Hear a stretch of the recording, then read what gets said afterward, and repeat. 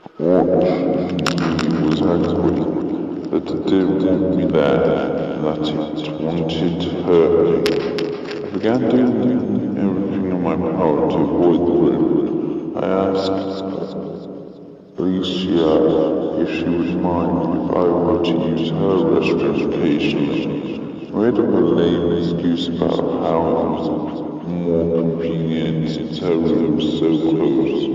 On my room was at the other end of the flat, at the end of the very long hallway. She hadn't agreed though, when I told her that she could use my bathroom any time she liked. This worked well for a while. About the first 2 months of my trip, I was able to completely avoid the eerie room. It wasn't until the final moment that everything began to unravel. One night, as I was prepared to brush my teeth, I found that Alicia was already occupying her bathroom. I could hear giggles coming from down the hall. It was clear both Stephanie and her other roommates were both getting ready for bed in a massive bath. I decided that since there was strength in numbers, it would only be right or just this night. So I made my way down to the large back room where I joined the boisterous girls brushing my teeth. They were in the midst of some conversation when Lindsay, our other roommate,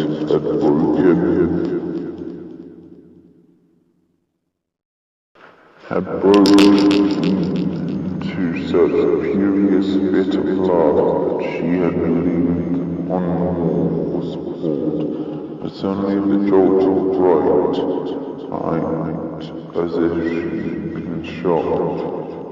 We all looked at what had been the cause of her reaction. There on the wall, at the same level as the bathtub, was a tiny door. None of us had noticed it because it was the same colour as the wall, and I nodded even painted over it. Naturally, this made me a bit nervous, as whatever it was, the landlord clearly didn't want anyone opening it. As usual, throwing caution to the wind, Lindsay, he reached for the hammer and began to tug all of mine. Stephanie clutched at her tug in disapproval before pulling out a small pocket knife. She began to delicately carve along the seam of the door. I wanted to beg her to stop, but I really didn't have the energy to argue that night. So within a few minutes, Lindsay had a young little door open with a loud crack. It was a crawlspace. It was very large, much my guess would be, and you could fit at least 3 or 4 people in there. I was rather curious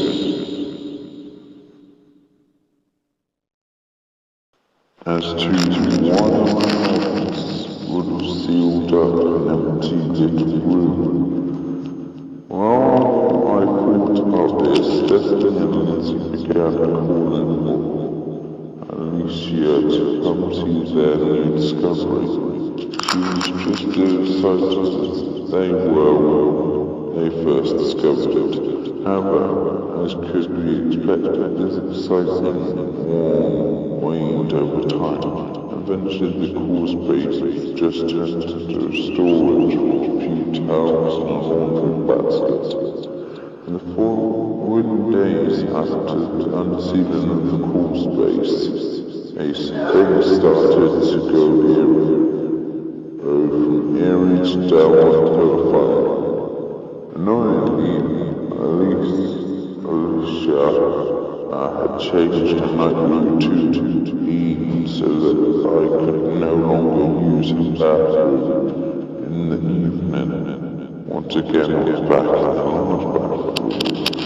all the while feeling that I was being watched grew worse and worse. I began to get so paranoid each time I went into the room that I would literally jump at the slightest noise of a pipe set. And as soon as I was finished, I would run at full speed down the hallway and close the door behind me. For some reason, and I seemed to be the only one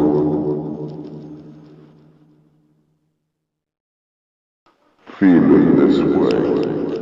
It's not like I could have told the girls either. Although they had an outcast as it was, I just kept to myself and hoped it would go away eventually. Unfortunately, that wasn't the case. One night, as I was getting ready for bed, I found myself alone in the bathroom. As I stood in front of the mirror, brushing my teeth, something and set the hairs on my back of my neck straight up. There was a faint rustling noise, not the kind that could be caused from my roommate at the other end of the flat. Any noise caused by them had to have been quite loud to reach me all the way at the end of the hallway.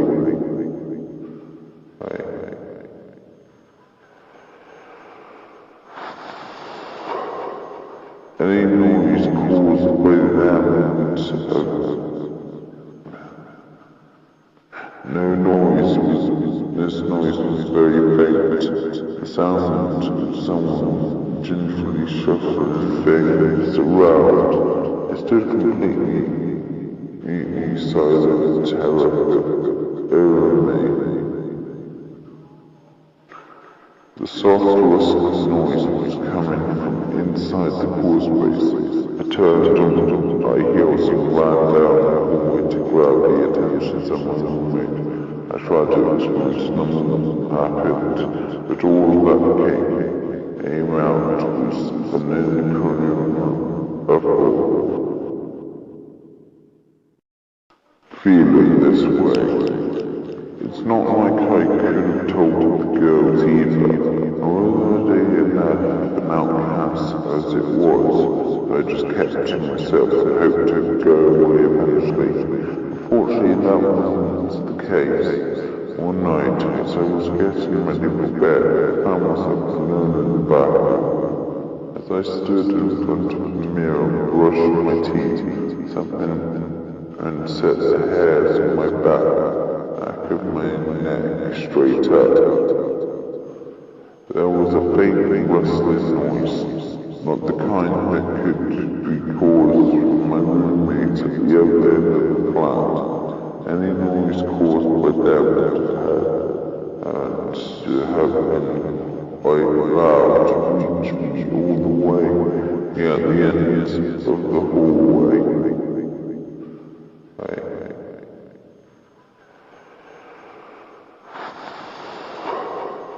Any noise caused by them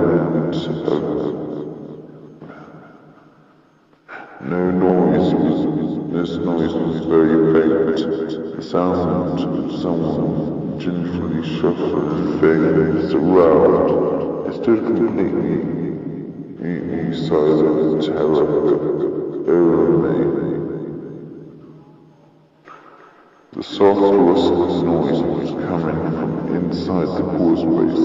I turned on my heels and ran down the hallway to grab the attention of my roommate.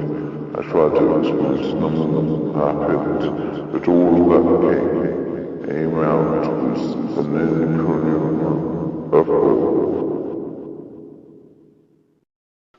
They looked at me with fear and confusion in their eyes.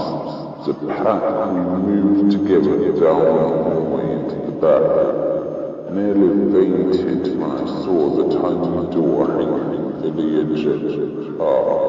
Though this discovery filled me with horror, Alicia immediately pointed balcony sliding door. Stephanie had left it open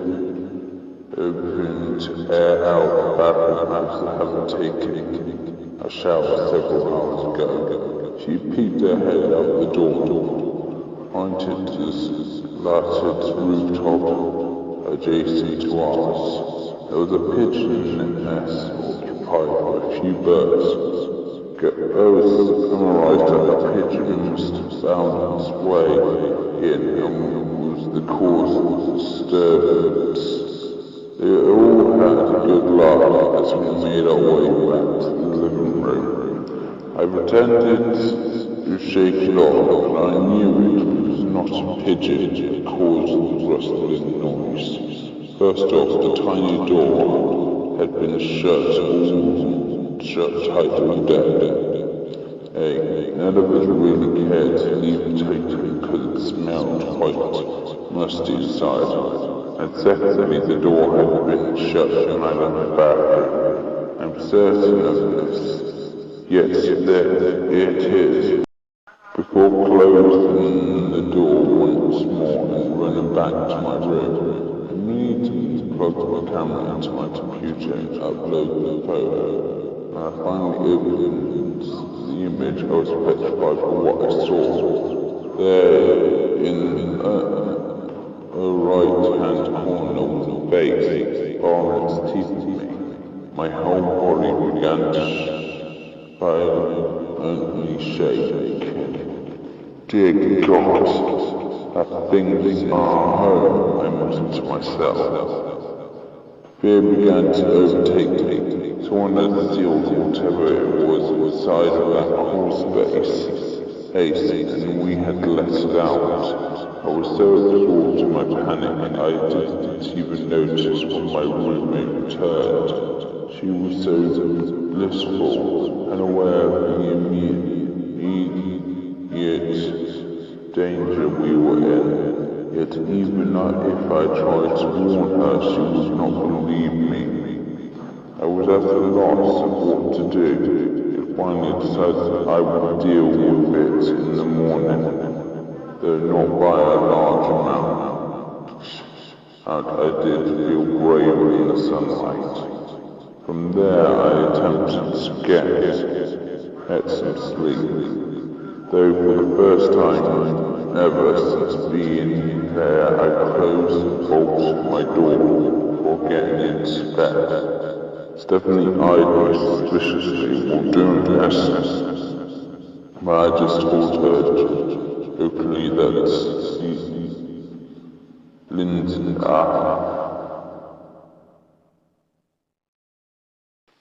had been sneaking into our room the previous night and had been stealing my Nutella. He laughed harshly, shaking her head before settling down for the night. I'll admit that the only reason I was able to find any sleep that night was because of her presence. Something about not being alone can give one a sense of false security. It was about 2 o'clock in the morning when the sound woke me. I had always been a light sleeper, so the faint voice was enough disturbing. It sounded like a door being pushed open at the other end of the flat, followed by footsteps. But these weren't just normal footsteps. They were far too fast. It sounded like someone was running at full speed from the foyer to the living room and all about the apartment. But these weren't heavy footfalls like the kind you would expect from a running person. They were very light, almost unnaturally so.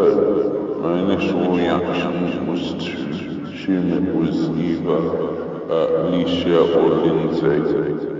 So I got up and stuck my ear to the wall behind me.